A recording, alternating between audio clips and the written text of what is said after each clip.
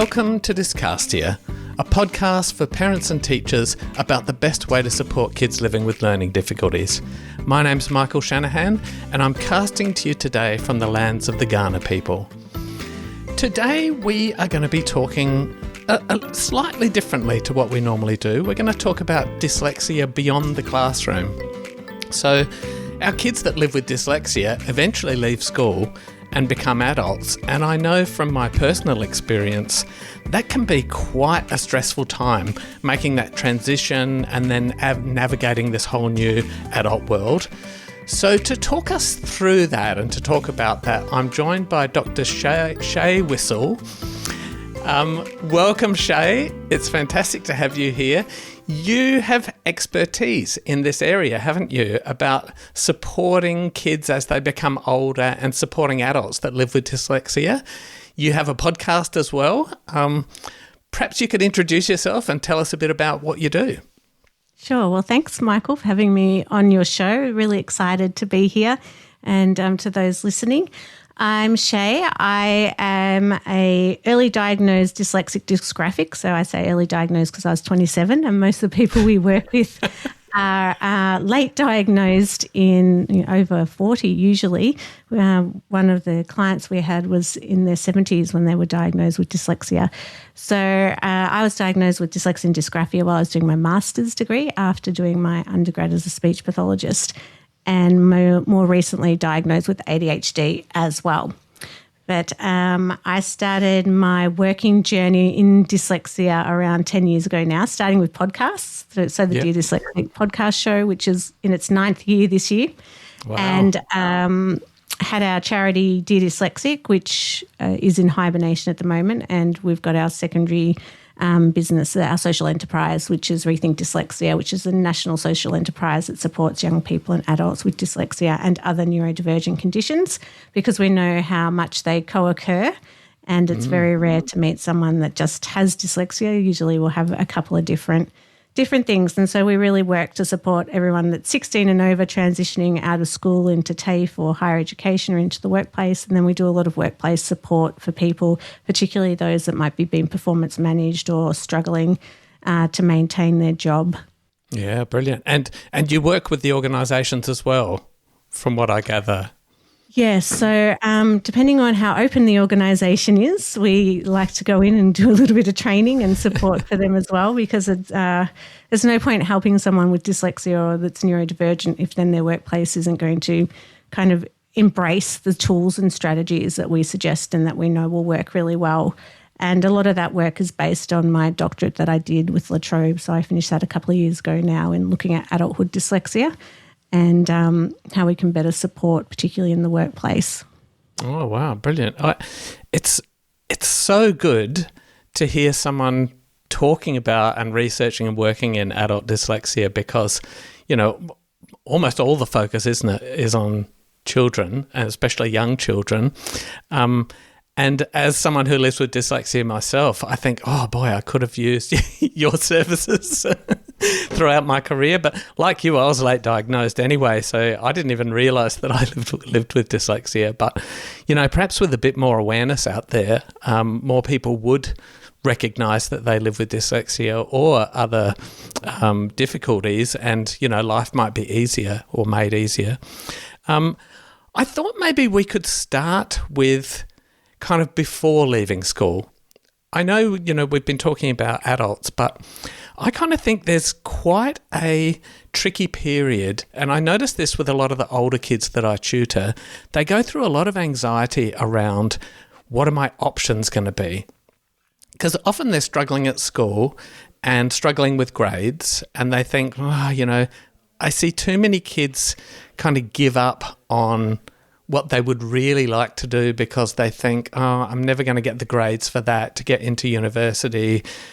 And it kind of raises the stakes to the point where school becomes more difficult. Because if you're living in that state of high anxiety where everything is super important, then every test becomes high stakes, doesn't it? And every kind of little stumble that you might have along the way becomes, proof that I might not make it, and you can get into that negative spiral. So I'm wondering, how do we go about supporting kids, in that later part of school to stay positive and see what their options are? I think that there's a number of ways. One, I think, is always focusing on their strengths and really trying to encourage those areas that they're good at to help kind of balance out where they're struggling. So for some young people, it could be sport. That definitely wasn't me. I'm terrible at sport. And some people it might be drama or music, or that there's something outside of the academic realm that helps them to stay positive and to see that they are really strong in other areas, because we can be so focused on the struggles we have academically that then anything we enjoy or those things that we might be good at can kind of be dulled. So I think really trying to encourage a strength-based approach from that perspective to balance that out. I think also, even though it's fantastic to be able to transition straight from school into university or sometimes into TAFE, the journey is not always that straightforward for neurodivergent young people, I think. And for me, I think I got 50 in my VC results, which sounds terrible, but I'm a speech pathologist with a double master's. What's 50 out of? What does that mean, 50? Out of 100, I think. Oh, okay, yeah. Back in the day, I'm showing my age now. I don't know what's ATAR now, or be similar to an ATAR score. Yeah. It was out of 500 when I did it. That's showing my age. Oh, wow. Maybe it was out of 500. I don't know. No. I remember being devastated, but at the time I wanted to be a chef because that's where my skills were. It was in cooking and I loved it. But sometimes it just takes us a little bit longer. So you might not get the scores that you need to get into that course, but it doesn't mean you can't go via a different avenue, whether that's maybe doing a smaller course that helps you transition into that course, whether it's doing a TAFE course, taking some time off to have a gap year and then going back to it. So I think there's different pathways. It's just sometimes feels a little bit longer for us because we might have to do those extra steps that someone that's not neurodivergent would have to do. For me, I went into university as a mature age student, so that's how I got into speech pathology to start with. But I think, really focusing on those strengths and then having that tutoring and that support to help as you're going through year 11 and 12 is really vital in being able to keep up with your peers and to manage those assignments and assessments, and also then being able to access the accommodations that students are entitled to. So, read and write and other tools that are really helpful in those higher year levels. What's read and write? I'm not There's sure if I know that. Goal, which is a tool that you can put into in your toolbar. So it has multiple different functions. It can read it back to you. You can listen to it. You can create a vocab list. If you don't know a word, it can explain it to you. It's got images as well to help explain. So that's a really good tool that schools can bring in, or parents. I think it's on a subscription base, might be $300 a year, or the school might be able to bring it in for your child as well. Yeah, that sounds great. I haven't heard about that. I mean, I really hear what you're saying about staying positive and having something that you're good at, that strength-based focus. And I think, again, I'm probably showing my age now, but I gather that universities have actually become a lot better about different pathways into study. And it may be that parents who are anxious about what their kids' options might be, it may be because they kind of like us or of that prior generation where it really was a lot harder. It really did come down to hard and fast, what is your grade to get into something. But there are lots of different pathways now, aren't there? And focusing on those kind of strengths as a way through is still hard work though, isn't it? It is. And I mean, it's not fair that, we have to finish secondary school and we might have to add an extra year or two on to do a secondary, course to get into the course that we really want to do. That can feel really frustrating. But I think there are so many different options now, and I think if you're able to spend the time with your young person to look at what are all the different options so that it kind of reduces some of that stress and anxiety if there's only one way to get into university, because we know that there's lots of different ways that you can get into university at different points as you transition out of school. I think the other really key important thing is having, your child find their tribe and also having access, if possible, to mental health support to help kind of alleviate some of that anxiety and to help the young person talk through what's happening for them, because it is hard. Can't take away that fact, but it doesn't mean we can't achieve, and we know lots and lots of amazing dyslexic adults that have achieved. It just is a different process and pathway for us usually. Not for every dyslexic, but for some of us. Yeah, I mean, my kids were both lucky enough to get into the subjects that they wanted to do. And, you know, thinking about my daughter, you know, when she was in year 10, she was not attending school. You know, with mental health issues, she just couldn't go to school. And, you know, it took a lot of work for her to get back into school. But she was able to make that transition from now studying midwifery. And, you know, she was able to get into that without any issues. And so, you know, if you're a parent out there and your child is, you know, under that stress, it's very easy to think, oh, you know, this is not going well. I'm really worried about what their choices are. But things can change with the right support, can't they? You know, if you get the right supports in place, and as you say, mental health, finding your tribe, having a supportive school, it can make a huge difference to their outcomes. And I think, you know, reducing that pressure to say it's okay, you know, there's not just one way in. You can choose these multiple different pathways, and maybe even having, like you say, having a plan. Is that something you actually do with kids, or do you work with older people generally? It's varied. We have mainly younger people that are transitioning into university, or they might already be at uni and they're struggling to keep up because it is a different structure. You have to be much more self-disciplined, and that can be really hard, particularly if you've got ADHD or you're, you know, you're struggling with your neurodivergence. So, but we will try and help everyone if we can, whether it's through our speech pathology stream or through private sessions. We have looked at running kind of group sessions for young people and trying to find some funding to do something like that so we could run some of these things that we're talking about today. But I think, you know, it really is that planning and not having a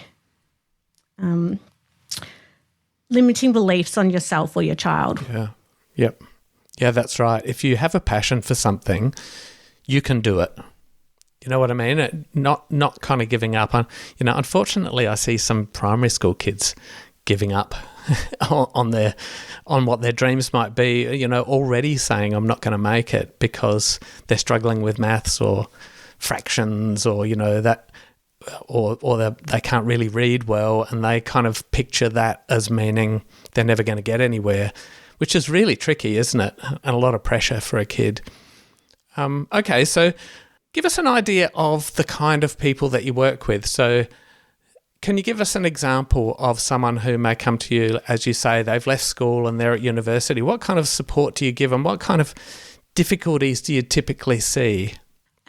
So some of the difficulties we'll see is sometimes around feelings of social isolation because they're feeling different from their peers and not being able to disclose that they're dyslexic. Often struggling to, you know, maintain the changes within the day and keep up with the different classes and being able to get to class on time, being able to get assignments in on time. They're the kind of key things that I think, and just being able to manage, because all of a sudden you might not be living at home, or you're living at home, but now you've got to travel in and out somewhere. There's a lack of structure. You might be working part-time as well, and you're trying to keep up with friends and do social activities and all those fun things you get to do when you turn 18. You know, you're now a lot more independent. And so there's multiple things you're trying to manage that you've got that parental support generally going through secondary school, and usually you might have mum or dad helping. A lot of the people we've worked with, and through my research, it's usually the mum, and most times we're contracted by mums trying to support their young adults that are transitioning out of school, or they're in a TAFE or university and they're struggling. And it's really hard because we don't have that parent there to give that support anymore. For me, it was my mum. She proofread and edited all my work until I did my doctorate, and then she handed it over to my auntie. So usually there's some type of key support person that you might not have anymore. So it's trying to understand and manage that, understanding your rights and what you can access at university, because you can get support and they really are a safe space to disclose and to get help. So sometimes it's working with that young person to help them get into student disability services, and what does that mean, and who should I talk to, and what can I access, what tools are available, because usually universities will have a good suite of tools that's available for young people to use, or people at university, like Read and Write that we were talking about before. So it's finding out what tools are available and then asking for those accommodations, and knowing that you are allowed to have extra time to submit assignments, extra time during exams. Sometimes you can sit in a different room if it's distracting, there's lots of people. So there's lots of different accommodations you can apply for as well. And it is a right under the Human Rights Act and Disability Act. So sometimes it's working with young people for them to understand what their rights are, what tools are available to them, and then just how to manage those lifestyle changes, because they are big. All of a sudden you're managing a budget, or you've got to pay rent and pay bills and all these other things. And so that's a lot of things you have to take in while you're trying to manage a new education system as well. Yeah, a massive amount of things. And look, my experience, and this is just like an experience of one or two, is that universities, as you say, are actually pretty good, with accommodations and having a support person. I know both my kids had a support person, disability support person that they could access, speak to, help them within, I remember enrollments are always tricky to navigate, difficult to understand, and I couldn't understand it either. I wasn't much help with there. Those systems are so tricky. So having that support is great at a university. But I heard you mention that it's common for young people not to want to disclose their difficulty. That kind of surprises me, because I think that, my impression is that there's not such a stigma as there used to be around disability, particularly with social media. People are kind of talking about it all the time, and it's almost become a little bit cool, you know what I mean, to have neurodivergence. But talk a bit more about that. What kind of fears and anxieties do students and kids have around that, and how do you cope with that? Well, what we've seen is that sometimes you don't want to feel different to your peers. And even though we see a lot, particularly in social media, around ADHD and autism, and lots of TikToks around it, and people being diagnosed, particularly later in life, people being diagnosed, that it might seem like a bit of a trend. But what we don't see is a lot of people talking about dyslexia, for example. We hardly see any high-figure people in Australia talking about dyslexia and that they're dyslexic. We see a lot overseas, but it's not common to see a huge amount of Australian leaders talking about it. And I think there's still a lot of stigma and shame attached. And sometimes if you've had help in the school system, but now you have to navigate that help on your own, that can become tricky. And if you don't know where to go and you start to feel different from your peers, then that can start to bring in different struggles you might have and you may not want to disclose. We see it a lot with adults. They do not want to disclose that they're dyslexic. There's a lot of shame attached to that. And they often feel it's going to impact their career decisions as well. So when we talk to young people and we'd like them to do socials or do something that's front-facing that people could see in the future, we always talk to them about that challenge that you may not want to disclose that you're dyslexic when you go into the workplace for different reasons, and making sure they're aware that, once you've got that digital footprint of what you're sharing, that's out there and you can't take that back as well. Yeah, it is quite tricky, isn't it? And particularly, as you say, with dyslexia, but even more so, I think, with dysgraphia or dyscalculia, because, my experience in the workplace is that people had a vague understanding of dyslexia, vague as in sometimes actually like a negative connotation to it, but also kind of an unhelpful understanding of dyslexia. And then, but you talk about dysgraphia and dyscalculia, and people just kind of look at you like you're talking another language. And so perhaps disclosing in that kind of atmosphere wouldn't necessarily be a good thing. What's your experience? Is it better to disclose or not? When you did your research, did you kind of look into that, or what was the topic in your research? Yes, we looked at disclosure. So we interviewed Australian adults who had dyslexia, and we also did a mental health survey as well. All the interviewees in our research had not disclosed that they were dyslexic within at least one job role.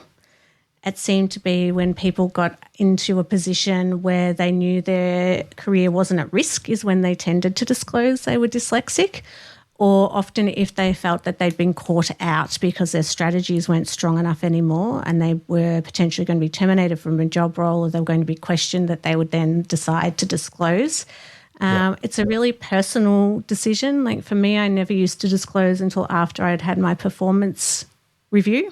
Yep. Because I'd been terminated in the past when I disclosed I had dyslexia during that performance period. And so for me, I always felt that was a risk. But it really is very personal. And I think young people are coming through more empowered, and we are seeing, since, COVID, there are a lot more conversations around neurodiversity and accommodations. And we're seeing a cultural shift really happen at the moment, where I think young people will start to expect that these things are acceptable in the workplace because they've gone through school with support, they've gone through university, and then they're going into the workplace and like, well, why can't I disclose? Why can't you give me the accommodations I got at uni or I got at TAFE? So I think there will be a big shift, but at the moment we're not seeing that as fast as should be happening, really. Mm. Yeah, I mean, I only really disclosed in one job, and it wasn't good for me. Yeah. Because my boss didn't understand what it meant, and and I was in marketing and communications, and so unfortunately it meant that I lost a lot of trust and credibility in the organisation. You know what I mean? They just instantly assumed, we better give that to somebody else. Yeah. But which is crazy because I'm, obviously got the job and been perfectly capable of doing it. But yes, there's certainly that, a bit of discrimination there.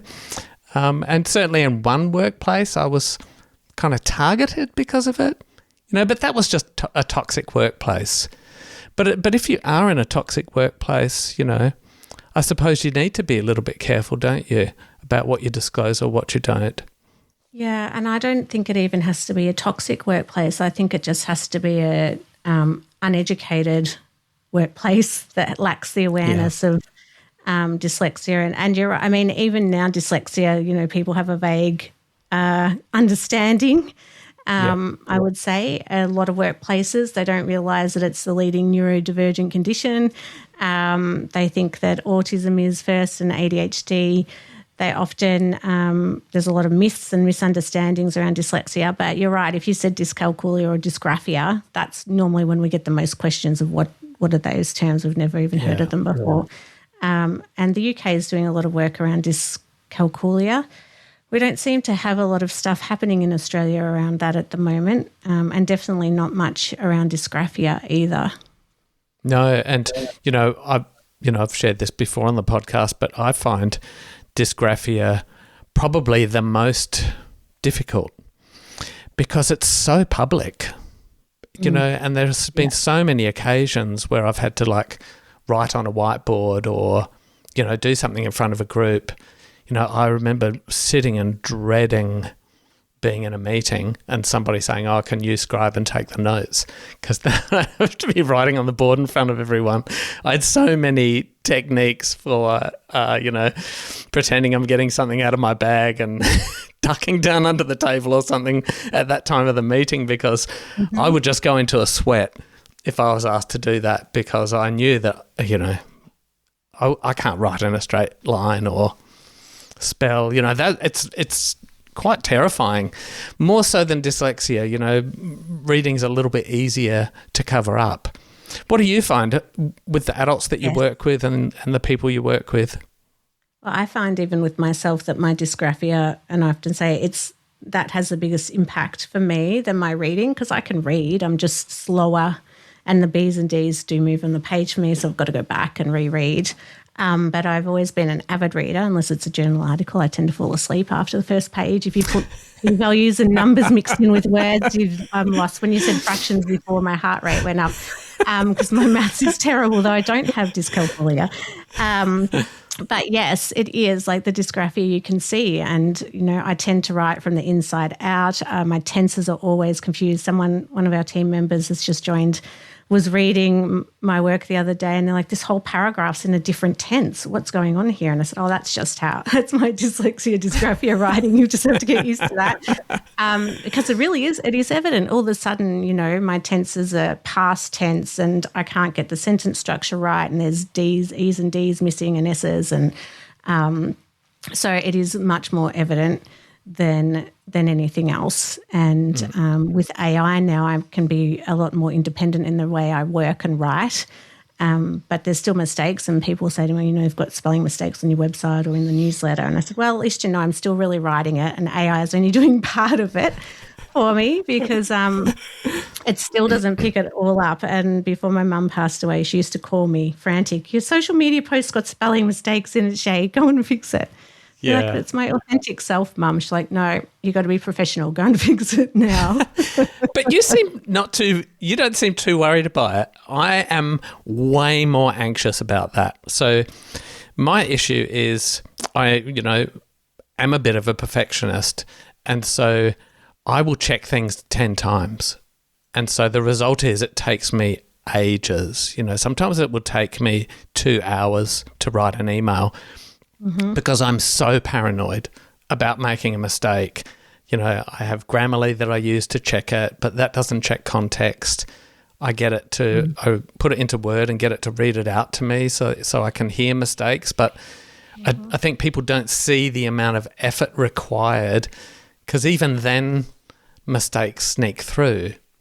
So what's your advice to adults that live with dyslexia and dysgraphia in the workplace? I mean, is there a healthy mix, particularly if you're not disclosing? How do you deal with those kind of issues? It's finding the right tools, and depending on your job, it varies, and depending on what access you're allowed. But we would always look at, so a lot of the work we do is through job access. So that's really the only funding available for people once they're in the workplace. We don't get, as you would know, any NDIS funding or any other funding, but job access enables some one-on-one support in the workplace. And so that's a lot of the work that we do. And it's looking at what tools are available. So we would say like gold standard is access to ChatGPT now, or Copilot as an example. Grammarly as well, the paid version, because it does help pick up some of that context. Making sure you know how to use Microsoft Immersive Reader, so you can have the text read back to you. You can read it aloud. I mean, proofreading is hard for all of us. Like, it's never going to be perfect. And like for me, I can't see the mistakes. I can hear them, but it does add that extra cognitive load. So we are always having to put in extra steps. With AI now, instead of 2 hours for me to write an email that has one paragraph, it will take me 5 or 10 minutes, because I can put my thoughts in, I can dictate, and it can restructure it for me. Yep. And I think that, I'm not a perfectionist, so that's probably one good thing. But, I can read it 10 times and think it's right, because my brain just thinks it is. And yes. So it doesn't matter how many times I read it, it's just going to think it's right. Yep. And so I think I'm probably in a privileged position now, because I work for myself and I run my own business, that it's okay now. But I mean, I'm still in stakeholder meetings, and I'll ask, is there anything before we start? And they say, there's spelling mistakes here and there.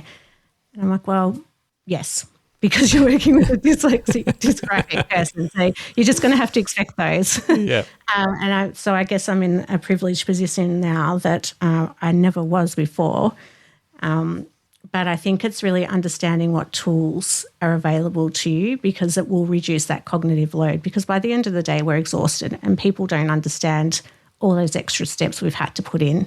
So if you can find the right tools to help reduce some of that cognitive load, then at the end of the day, you'll have less mental fatigue, and you might have enough spoons or energy left to do some things that you want to do at the end of the day, because it is hard. Yeah, it's very difficult. And Like, yes, I like AI and I use AI, but, I don't like having things written by it. I don't know why. It's just me. I just think it feels, and I'm not judging anybody, but for me it feels slightly dishonest to be doing text that's written by AI.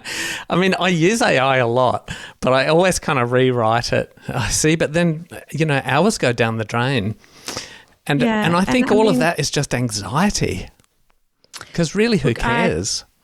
And AI is our best friend. Honestly, I can work as fast as 3 people now with AI. Then, my husband always said, I don't know how you manage to do as much as you do, and I can work a lot faster now with it.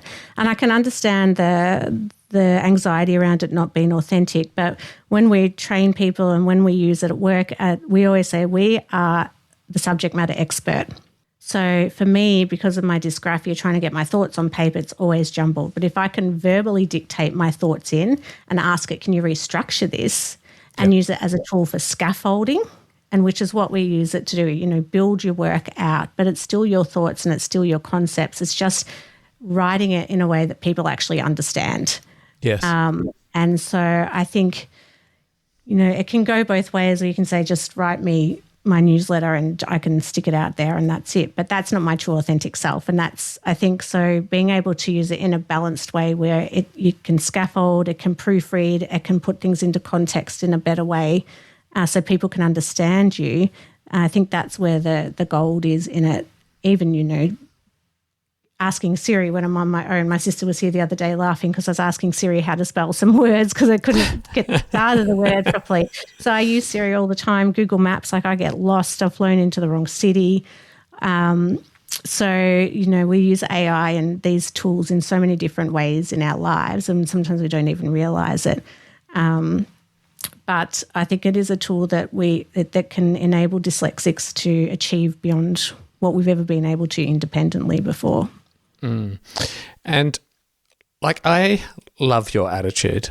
I love how you can just say, you just have to expect that. How do you do it? How is it that I end up being an anxious wreck and you're able to just do it? I mean, we were even talking before about editing the podcast, because I edit this because I listen back and I'm that kind of perfectionist. How do you do that? And I'm not just asking this for myself, because I'm sure that there'll be parents out there listening, because we know that, dyslexia and learning difficulties have a genetic component to it. So even if you're not identified, chances are if you have a kid living with dyslexia or a difficulty, you may be as well as a parent. And I also think teachers listening, I'm sure there will be teachers who live with learning difficulties in a school. And my personal experience of that is that's actually really difficult kind of space to navigate. My experience is that schools, strangely, are not as forgiving as other workplaces. So what's the kind of, we've spoken about having tools, and I love tools. I love technology and using technology, and, it makes things so much easier, doesn't it? But what about the mental aspect of it? That mental health, how do we get that kind of attitude that you have of it's okay to be, to be making mistakes and spelling? Because I imagine that's a fairly common problem, that anxiety. Yes, definitely. And I guess trigger warning, when I was first diagnosed, I had my first and only mental health breakdown and I was suicidal in and out of hospital. So it's taken a lot of therapy. It's taken medication. It's, I think, taken time to kind of just accept who I am. And, I can say in a meeting, well, you just have to accept it, but there's still a bit of shame and stigma attached to that. I still get embarrassed and think, oh God, is that the one thing? But I also get a bit angry because I'm like, is that the one thing you can focus on a project that's for dyslexics? And the first thing you say is there's a spelling mistake. So there's also a bit of come on, we need to change the culture. Because if you can understand what I've said and there's a couple of letters mixed up, then, do you really have to be having a go at me because of that? And I think that's part of the challenge is we're so fixated on written communication. And that kind of, I feel, needs to change because there's different ways that we can communicate. But it's taken a lot of time. And now I think it's out of just sheer frustration. And I'm in a privileged position of running my own business where I can just say, well, you're working with a neurodivergent organisation. It's lived experience. You just need to kind of move on from it. But it does take time. And that's why I said earlier about accessing mental health at a young age, because I think it really is important to help build your self-esteem, self-understanding and self-acceptance, because it is harder, but there's lots of things that we can do that other people can't. And there's also, so many tools and strategies now that can help reduce life being hard for us. But it takes time. And I'm probably getting older and I don't care as much. Well, I'm the same. It's low stakes for me to disclose because, I work for myself and I think in the work that I do, supporting kids that live with learning difficulties, I think it's really important to set an example and let them know, I understand, I struggle with this as well. It's often quite comical in the tutoring sessions because my handwriting, because I write upside down because I'm tutoring and the kid sits on the opposite side of the table. When I try and write the right way up, letters I just start writing upside down without realising it, or putting letters back to front. So it's like it's a mess. But I think that's good for kids to see that that's okay, that even a tutor who's supposed to be an expert makes mistakes. Because that's the thing, isn't it?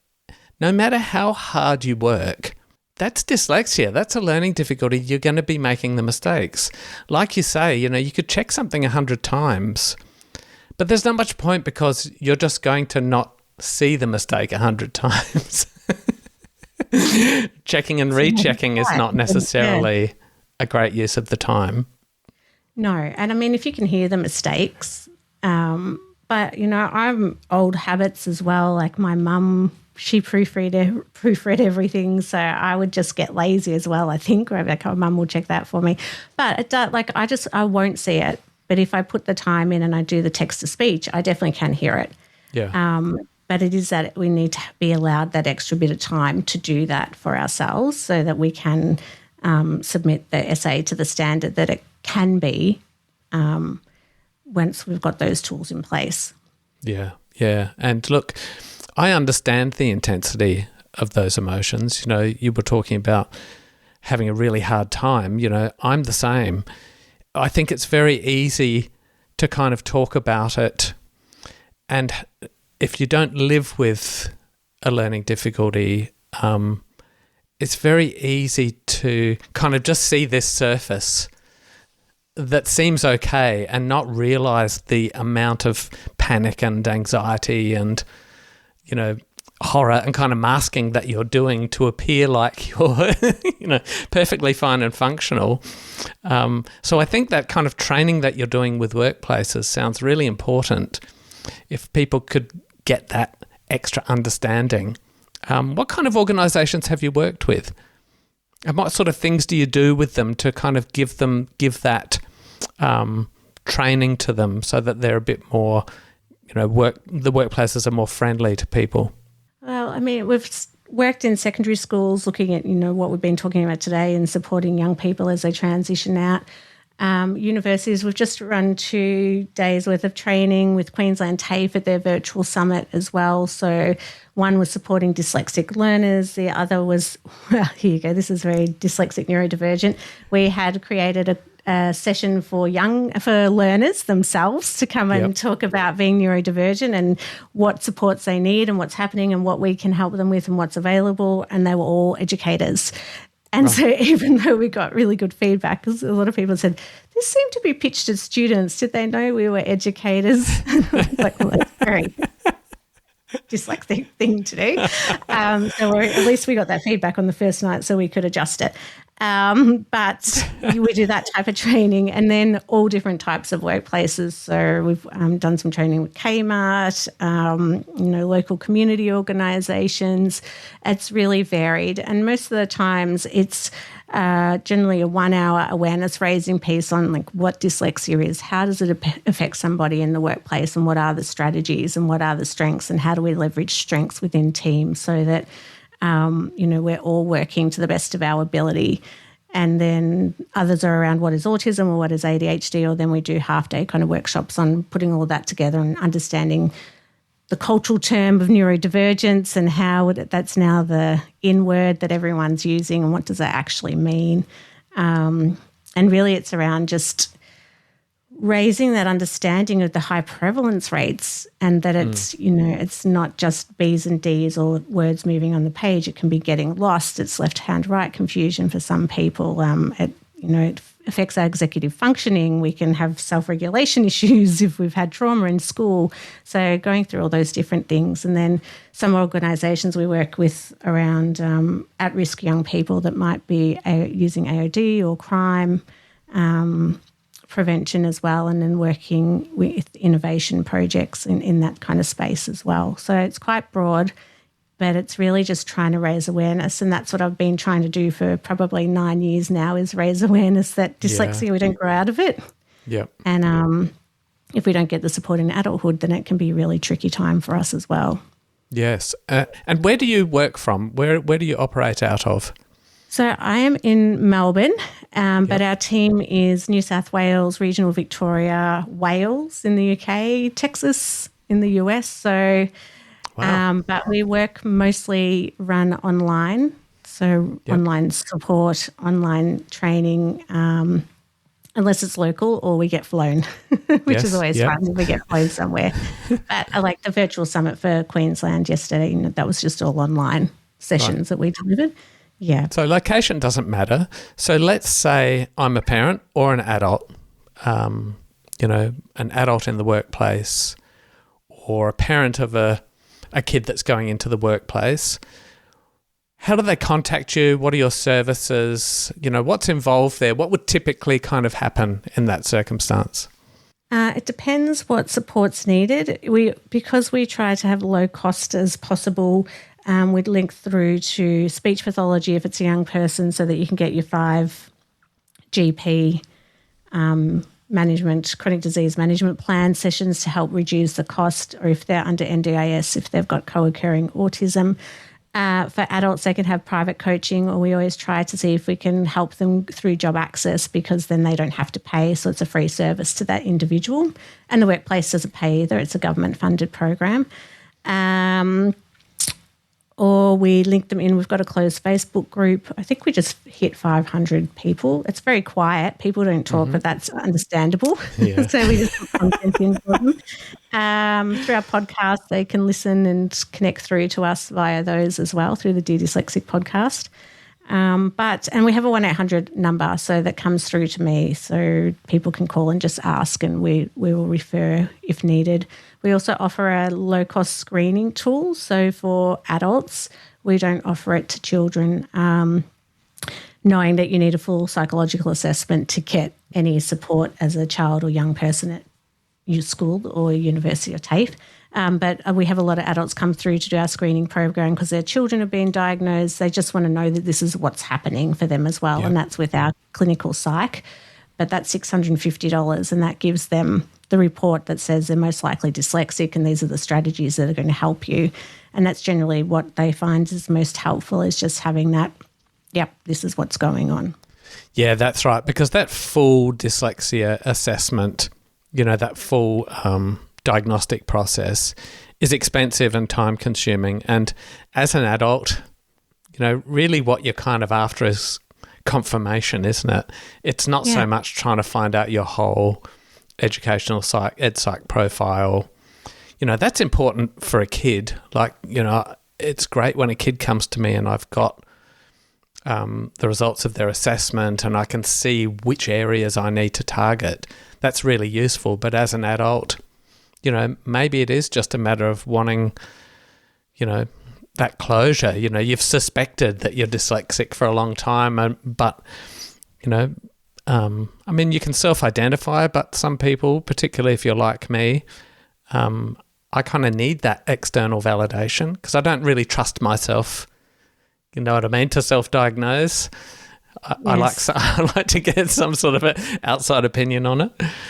And I think, you know, we can self-diagnose, particularly if we've got family members, but there's a risk because we might not understand all the intricacies of that condition or how it can co-occur with other ones. And we have people that come through that have done the free dyslexic screener online and, you know, it's got 50 ticker boxes and then, yes, I'm dyslexic because I ticked all, but it doesn't take into account the fact that you might have ADHD or autism or other things or, you know, trauma or any other thing. So there's a risk to some of those tools, I think, as well.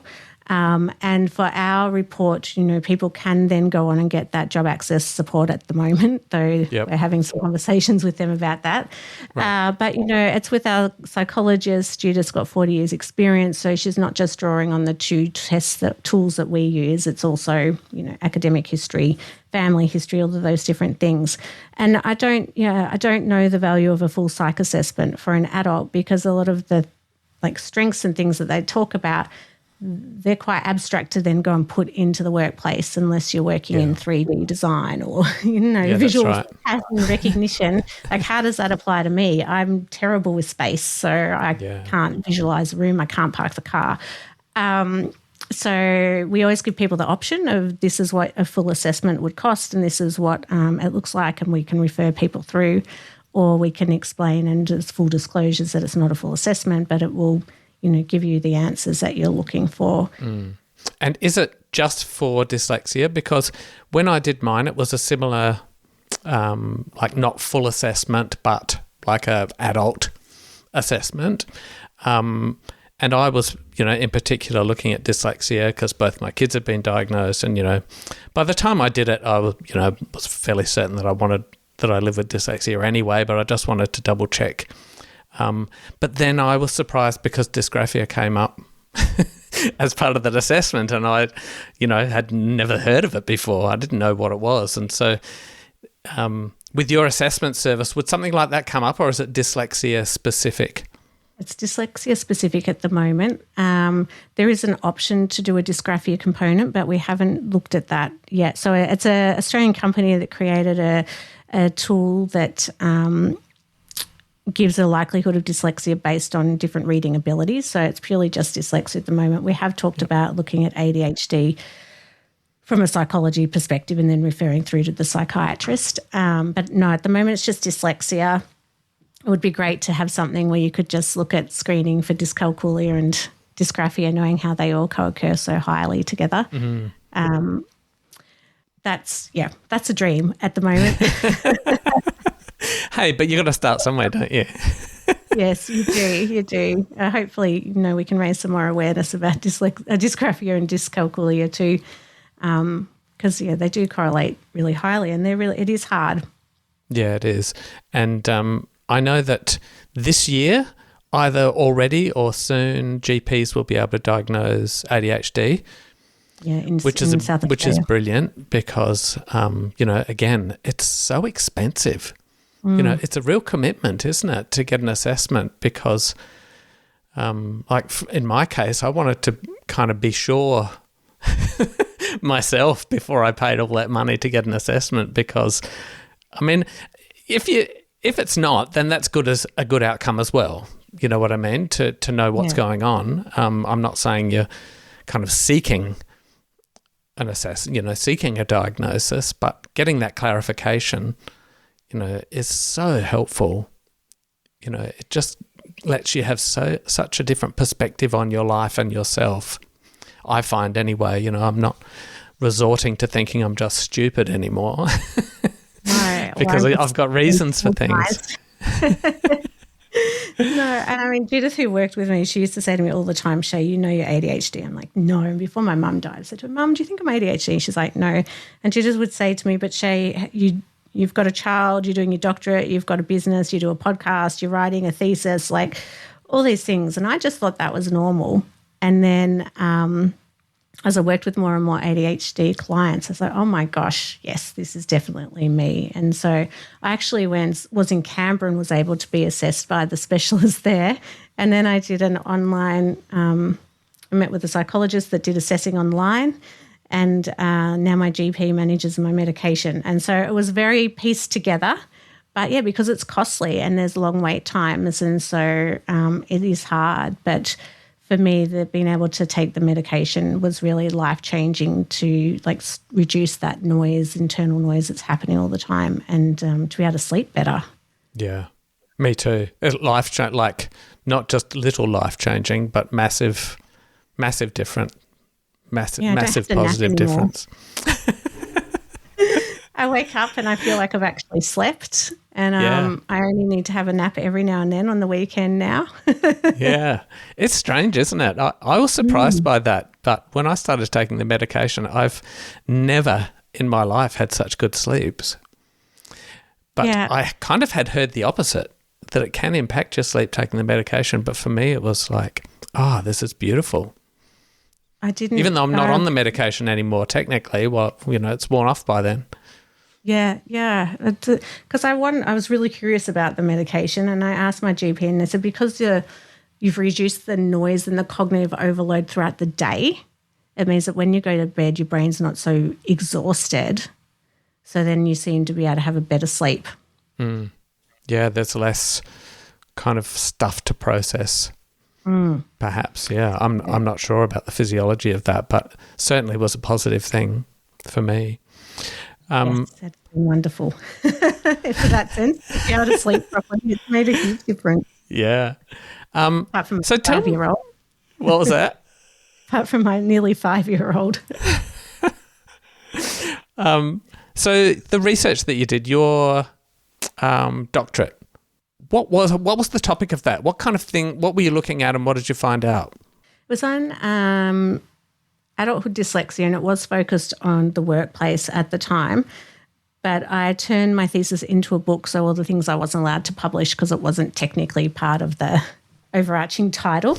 So really the first half of the book is the journey into adulthood, so looking at educational trauma, labels and the impact of labels that are placed on us like stupid, and the importance of our family in those formative years, and the challenges around, financial capacity to be able to get assessed as a child, and then to be able to pay for the tutoring or the speech pathology and all those things, because it's not a once-off. This is consistent, ongoing money that families have to spend to ensure that their child keeps up and that they've got the support they need. We looked at mental health as well, and then the second half is really that entering into the workplace, what happens for young people, then how we can help, and really is targeted to employers and how they can better understand and support dyslexic employees. So it's quite big. I've just turned it into an audio book. It's not quite out yet. I think that was one of the hardest things I've ever done, is being in the studio trying to read my own work. Oh, wow. You read it yourself. I write that. Does that even make sense? So we created a really great blooper that I shared on socials. Because this makes I don't even know what I was trying to say here. So that sounds fantastic. Kind of give a little bit of context around how how dyslexia occurs in the brain, and I guess trying to reduce some of the myths that seem to be out there about, lots of different types of dyslexia, and just trying to put it into a simpler terms that isn't so academic. Yeah, that sounds fantastic. And I love the fact that it's coming out as an audiobook, because I read books, but rarely. I'm always disappointed when there's not an audiobook version of something that I want to read, because it's just so much easier. Finding time to, sit down and actually read a print book is really tricky. So what is that book? I mean, I'll put it in the show notes, of course, but what is your book, and when can we expect it out as an audiobook? Do you know? Well, it was recorded. We were trying to get out for Dyslexia Awareness Month, but we didn't quite get there. So this year, I think it should be our last year. It was supposed to be out last year. I was really good the year before I launched the book, and then you can't have a book for dyslexics and not have an audio book. But hopefully it will be out in the next month or so that it's off my plate and out there. But it's called Dyslexia: Insights into the Hidden Disability in and Out of the Workplace, which is a very long title, but it was really hard to try and capture everything from the journey into adulthood and then what happens afterwards. So, yes, but it will be out in audio soon, which will be very exciting and a big milestone achieved. Yeah, that's brilliant. And congratulations. That is a huge thing to do. Was it difficult? I can't even imagine writing a book. The writing the book wasn't so bad because I had tried to lay my thesis out in a book because that's what I'd always wanted to do. I wanted it to be a book. But it was actually really hard reading it. The first night I got home, I was in tears. I just had not felt such cognitive, like my brain had been fried. couldn't think. I just said to my husband, you have to look after our daughter. I can't stay awake. I was so exhausted. Yeah. So that was really hard trying to read my own work. But it was a 7-year journey, my doctorate, and then another year to turn it into the book and to get it published. So it's been a big journey. Yeah, huge. And I'm sure it's going to be incredibly valuable to a lot of people. I can't wait to read it. It sounds fantastic. Thank you. Thank you so much for your time.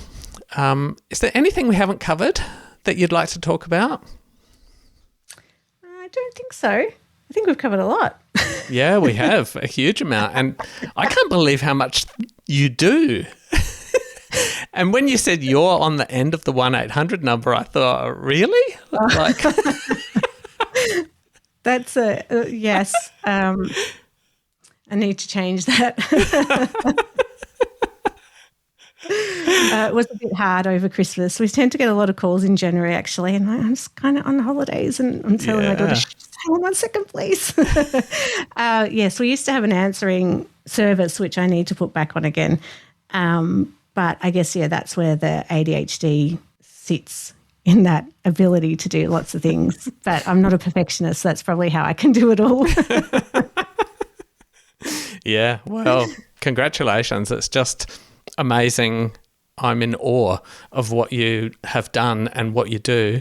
It's so good. It's such brilliant information. And I'm sure, parents listening and adults listening who live with learning difficulties themselves will have got a lot out of this. And I'm sure that they would be interested in your services, a lot of them. And in particular, I'd love to think that schools and organisations would be getting that training and awareness. My experience is it wasn't so much my issues in the workplace. It was more that the workplace had a lack of understanding that made it difficult. And I think that would be the case for a lot of people, because we who live with the difficulty, we're kind of used to navigating it, aren't we? Because we have to do it all the time. But if you have a workplace that is informed and makes things easier, I mean, I've never had that, but I imagine it would make a huge difference for people. Do you see a big difference after workplaces have training? Yes. Yeah, we're starting to see, and I think really the movement with the neurodivergence language has really started to help shift people's perspectives as well. And my previous work, which I actually still work 1 day a week, like my last manager, he was amazing. I had him on my podcast show. I think, neurodivergent people and dyslexics were everywhere, and people are starting to realise that now. And I think once you realise that you actually know someone, there's an increased level of empathy. And I hope that kind of continues to grow, because when you have a manager that understands or can empathise and can allow you to work in the way that you work best, that's when, the gold happens and you can get the best out of people. And I think hopefully, we didn't get the help. I often sit there after I've worked with a client and think, I wish I'd had this help. I know, that's what I'm thinking when I hear you. And when I talk, I say, when my journey started, it was about me and my mental health and the world not understanding me and that anger and frustration. And now it's really about my nephews that are dyslexic, and, you know, my daughter shows a lot of signs of characteristics of ADHD. And so, you know, it's for the generations to come. And even though it was really hard for us, I feel a lot of hope that it's going to be a lot more positive for those coming up behind us, especially the young people and children you're working with now. I think the world will be a very different place for them. Yeah, I think so. I think it already is, you know, and it's just going to keep getting better with more awareness and more people like you raising that awareness and educating people. That's all it is really, isn't it? It's just getting the information, because if you don't know about dyslexia or dysgraphia or dyscalculia, then why would you even be looking for information about it? So you can understand why there's not much information out there. And because people don't disclose often, you know, then how would you know as a workplace? But I also, you know, firmly believe that difference is of value to the workplace, you know, because people who think differently can bring so much richness to an organisation and a different perspective if they're supported enough to be themselves and be able to be their authentic self, not, you know, pretend to be someone else. Then the diversity of thinking and ideas that can bring to a workplace, you know, I think is worth its weight in gold.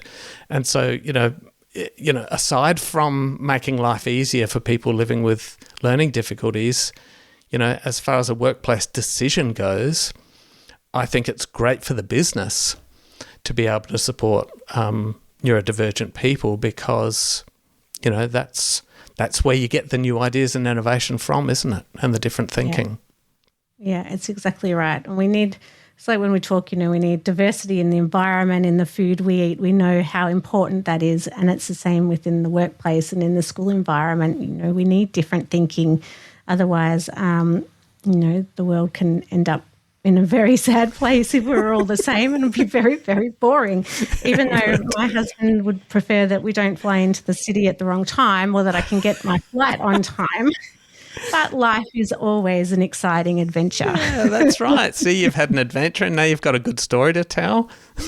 Right, costly adventure. But yes, we need diversity in everything, and it's the same in the workplace. We can't all think the same. You know, then things don't progress.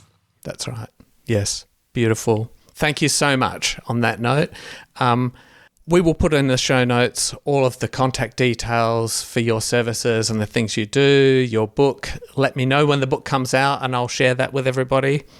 Thank you so much, Shae. Absolutely brilliant. It's fantastic to meet you, and thank you for everything you do. No, thank you. I really appreciated being on the show. Okay. If you want to catch up with everything that Dyscastia does, you can visit us on our website, dyscastia.com, and subscribe to the newsletter. When I release new episodes, I put it out in a newsletter. And you can also follow us on social media, Facebook. I don't do Twitter anymore. But yeah, and, you know, I love comments, and I love people sending me messages, asking questions. I'm always happy to help or provide support. Thanks again, Shae. Brilliant. Thank you, everyone, for listening. See you next time. Thanks, everyone. Bye for now.